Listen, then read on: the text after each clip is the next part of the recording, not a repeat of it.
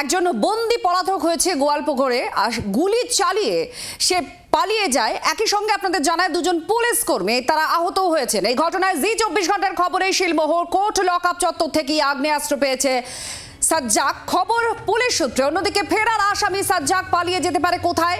বাংলাদেশে চালিয়ে যেতে পারে, বিহার কিংবা নেপালেও গা ঢাকা দিতে পারে এই আসামি। কোর্ট লকআপ অথবা প্রিজন ভ্যানে আগ্নেয়াস্ত্র হাতে পেয়েছিল সাজ্জাক, এমনটাই অনুমান করছেন তদন্তকারী পুলিশ আধিকারিকরা। এই ঘটনায় জখম পুলিশ কর্মীদের দেখতে ইতিমধ্যেই হাসপাতালে যান রাজ্য পুলিশের ডিজি। আর ঠিক আপনাদের আমরা দেখাবো কিভাবে এই পুরো ঘটনা ঘটেছে। গোয়ালপুকুরে গুলি চালিয়ে বন্দি সাজ্জাক, সে পলাতক। গোয়ালপুকুরে গুলি চালিয়ে আগ্নেয়াস্ত্র পায় সাজ্জাক কোথা থেকে? বলছে কোর্ট লকআপ চত্বর থেকেই। ফেরার আসামির সাজ্জাদ পালিয়ে যেতে পারে কোথায় কোথায়? বাংলাদেশে এই সম্ভাবনা জোরালো হচ্ছে বিহারে, অর্থাৎ আমাদের প্রতিবেশী রাজ্য। কারণ খুব সহজেই গোয়ালপুকুর থেকে বিহারে যাওয়া যায়, নাহলে নেপালেও পালিয়ে যেতে পারে সাজ্জাক। আর এই সমস্ত সম্ভাবনা যেমন রয়েছে, অস্ত্র কোথা থেকে সাজ্জাক পেল, এটাই সব থেকে বড় প্রশ্ন। জি 24 ঘন্টার খবরেই পড়ল শিলমোহর কোর্ট লকআপ চত্বর থেকে আগ্নেয়াস্ত্র পেয়েছে সাজ্জাক। কোর্ট লকআপ চত্বর থেকেই আগ্নেয়াস্ত্র পেয়েছে এই আসামি, খবর পুলিশ সূত্রে। আর এই মুহূর্তে আপনারা দেখাচ্ছি সেই ফুটেজ, সেই সিসিটিভি ফুটেজ আপনারা দেখতে পাচ্ছেন যখন এই বন্দি পালিয়ে যাচ্ছে গুলি চালিয়ে। দুজন পুলিশ কর্মী আহত হয়েছে। শিলিগুড়ির একটি বেসরকারি হাসপাতালে তারা ভর্তি রয়েছেন।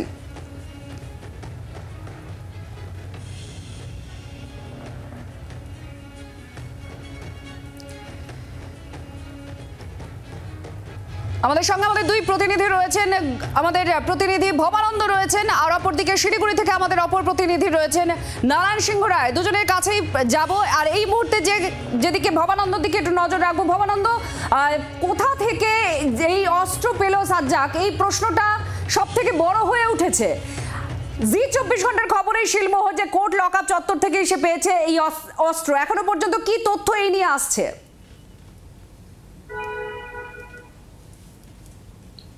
দেখো, সবার আগে জি 24 ঘন্টা সকালবেলা থেকে দর্শকদের এই কথা বলেছিল যে পুলিশ যেমনটা প্রথম দিকে সন্দেহ করা হচ্ছিল, যে দুরকম সন্দেহ করা হচ্ছিল, দুষ্কৃতীরা বাইরে থেকে এসে গুলি চালিয়ে ছিনতাই করে নিয়ে গেছে ওই অভিযুক্তকে, এবং আরেকটা সন্দেহ করা হচ্ছিল যে সেই অভিযুক্ত কোনোখান থেকে অস্ত্র সংগ্রহ করে গুলি চালিয়েছে। জি 24 ঘন্টা সকাল থেকে যে সংবাদ সংগ্রহ করেছিল এবং পরিবেশিত করেছিল দর্শকদের, যে এই আততায়ী সে নিজেই কোনোখান থেকে অস্ত্র জোগাড় করে এবং কোর্ট লকআপের চত্বর থেকেই সে অস্ত্র জোগাড় করে সে এই ঘটনা ঘটায়। এবং তেমনটাই কিন্তু পুলিশ এখনো জানতে পারছে যে তাকে চাদরের সঙ্গে অথবা কোর্টের ভেতরে কোনো আসামি তাকে অস্ত্র দিয়েছে বলে পুলিশ এখনো পর্যন্ত মনে করছে। কিন্তু সব থেকে যে বড় প্রশ্ন চিহ্ন হচ্ছে, পুলিশের যখন তাকে পুলিশ ভ্যানে তোলা হয় তখন যে এসওপি মেনটেন করা উচিত ছিল, সেটা কি মেনটেন করা হয়েছিল, সেটা কি পরীক্ষা করা হয়েছিল ঠিক মতন করে, সেই প্রশ্ন কিন্তু এখনো পর্যন্ত পুলিশ কোনো জবাব দেয়নি। এবং যেখান থেকে ওই আসামিকে নিয়ে যাওয়া হচ্ছিল, এতটাই গুরুত্বপূর্ণ একটা জায়গা যেখানে বাংলাদেশ বর্ডার 13 থেকে 14 কিলোমিটার দূর, যেখানে নেপাল বর্ডার খুব একটা দূরে নয়, যেখানে 1 কিলোমিটার দূরে বিহারের বর্ডার, সেখানটায় গাড়ি থামিয়ে ওই আততায়ীর কথা অনুযায়ী, দুষ্কৃতির কথা অনুযায়ী কেন পুলিশ তাকে নামতে দিল, সেই প্রশ্নের কোনো জবাব এখনো পাওয়া যায়নি।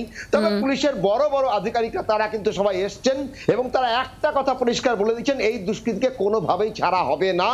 যেহেতু সে কি করা হচ্ছে ভবানন্দ আমরা জানবো তোমার কাছ থেকে, কারণ এই দুষ্কৃতীকে পুলিশ কোনোভাবেই ছাড়বে না, এটা সাফ বক্তব্য পুলিশের। শুধু পুলিশের নয়, একেবারে উচ্চ মহলের বক্তব্য। ডিজি তিনি নিজে আজকে এই পুরো ঘটনা খতিয়ে দেখেছেন। তিনি যান গোয়ালপুকুরে গুলি করে আসামি ছিনতাইয়ের ঘটনায়। ডিজি মুখ খুলেছেন, তিনি বলছেন যে পুলিশের উপরে আক্রমণ যদি করে তাহলে 4 গুণ গুলি চালাতে ক্ষমতা আছে পুলিশের। আর ঠিক এই জায়গায় দাঁড়িয়ে ডিজি রাজীব কুমারের যে মন্তব্য, এখান থেকেই বোঝা যাচ্ছে পুলিশ এই আসামিকে ধরার জন্য কতটা তৎপর। পুলিশ সাধারণ মানুষের জন্যই কাজ করে। এই ঘটনার তদন্ত ইতিমধ্যেই শুরু হয়েছে, কথাই জানিয়েছেন রাজ্য পুলিশের ডিজি রাজীব কুমার। গোয়ালপুকুরে যান ডিজি, একই সঙ্গে শিলিগুড়িতে যে নার্সিং হোমে অর্থাৎ বেসরকারি যে হাসপাতালে আহত দুজন পুলিশ কর্মী তারা ভর্তি রয়েছেন, সেখানেও যান ডিজি রাজীব কুমার। নারায়ণ সিংহ রায় আমাদের প্রতিনিধি সঙ্গে রয়েছেন। নারায়ণ, ডিজি কি বললেন? দেখা করেছেন আহত যখন দুজন পুলিশ কর্মীর সঙ্গে, কেমন আছেন তারা? ডিজি কি বললেন?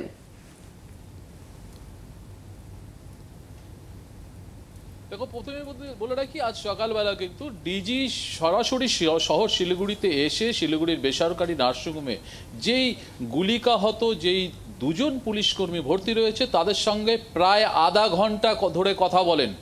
যদিও বলে রাখি সেই পুলিশ দুটো কিন্তু গতকালকে তুলনায় আহত পুলিশ যে দুজন তারা আজকে অনেকটাই ভালো রয়েছে। তাদের সঙ্গে আধা ঘন্টা কথা বলার পরে কিন্তু পরবর্তীতে সেখান থেকে তিনি শিলিগুড়ি পুলিশ কমিশনারেটে চলে যান এবং সেখানে কিন্তু আজ বিকেল 3টে নাগাদ একটি উচ্চ পর্যায়ে বিকেল 3টে অবধি একটি উচ্চ পর্যায়ে পুলিশদের নিয়ে বৈঠক করেন, তারপরে সাংবাদিক সম্মেলন করেন এবং সেখানে কিন্তু ডিজিকে সরাসরি বলতে শোনা যায় যে রাজ্য পুলিশের ডিজি যেটা বলেন যে পুলিশের উপর যে গুলি চালনা, সেই গুলি চালানোর ক্ষমতা যেমন পুলিশকে যেমন চালাচ্ছে, পুলিশও কিন্তু একইভাবে তার 4 গুণ ক্ষমতা রাখে এবং যার জন্য পুলিশকে ট্রেনিং পর্যন্ত দেওয়া হয়।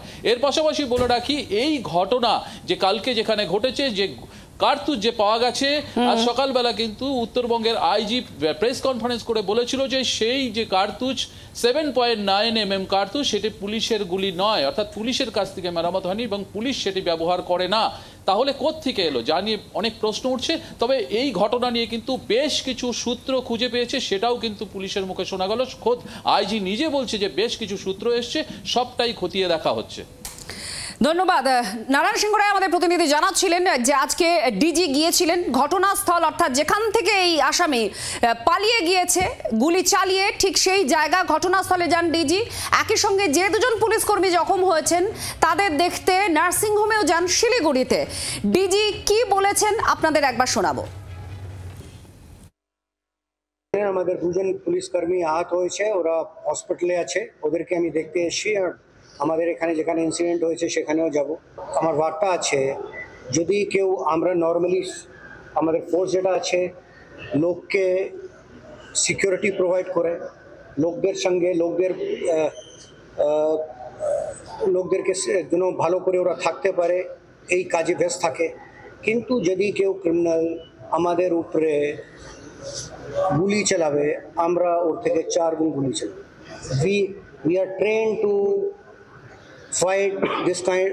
We are basically trained for this. In case if somebody tries to fire at us, any of this thing, we are trained to deal with it very strongly. ডিজির কথা থেকে পরিষ্কার যে কতটা কড়া হতে চলেছে পুলিশ। শুধু হতে চলেছে না, ইতিমধ্যেই তৎপর হয়ে গিয়েছে পুলিশ। আমাদের সঙ্গে ভবানন্দ রয়েছেন। ভবানন্দ, এই তুমিও বলছিলে যে পুলিশ যে করেই হোক এই আসামিকে ধরার জন্য অত্যন্ত তৎপরতার সঙ্গে কাজ শুরু করে দিয়েছে। কি কি করেছে পুলিশ? দেখো, সব থেকে বড় ব্যাপার, রাজ্য পুলিশের ডিজি সরাসরি ঘটনাস্থলে এসছে এবং ঘটনাস্থলে এসে সমস্ত ঘটনা পরিদর্শন করছে। এটা যে নিচু তলার পুলিশ কর্মীরা আছে তাদের মনোবল যে কতটা বৃদ্ধি করতে পারে রাত্রেই, এটা কিন্তু যথেষ্ট গুরুত্বপূর্ণ বলে মনে করছে পুলিশ মহল। পুলিশ মহলের কর্তারা যারা রয়েছেন তারা মনে করছেন গোটা একটা দল, পুলিশের দল, গোটা একটা দল, তারা একটা টিম ওয়ার্ক করে। এই টিম ওয়ার্কের শীর্ষ কর্তা যদি সরাসরি ফিল্ডে নেমে এমনটা গুরুত্ব সহকারে বলে আমাদের কর্মীদের যদি কেউ একটা গুলি করে তাহলে তাকে আমরা 4টা গুলি করার ক্ষমতা রাখি, তাহলে সেক্ষেত্রে পুলিশের মনোবল কতটা বাড়ে সেটা কিন্তু পরিষ্কার। এবং পুলিশ এই মনোবলকে এক জায়গায় করে নিয়ে এই আসামিকে যে ধরবার জন্য প্রবল চেষ্টা করছে, এটা কিন্তু পুলিশের আজকের পাঞ্জিপাড়া অভিযানে পরিষ্কার। বাংলার আওয়াজ, বাঙালির আবেগ, জি 24 ঘন্টা।